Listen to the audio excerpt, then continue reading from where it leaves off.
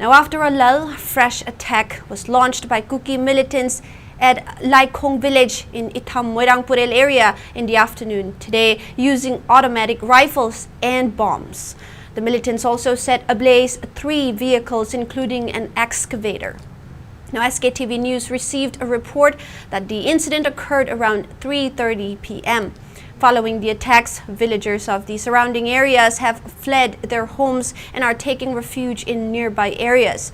The report further said Central Forces stopped village volunteers when they tried to advance towards Laikong, resulting in a brief confrontation.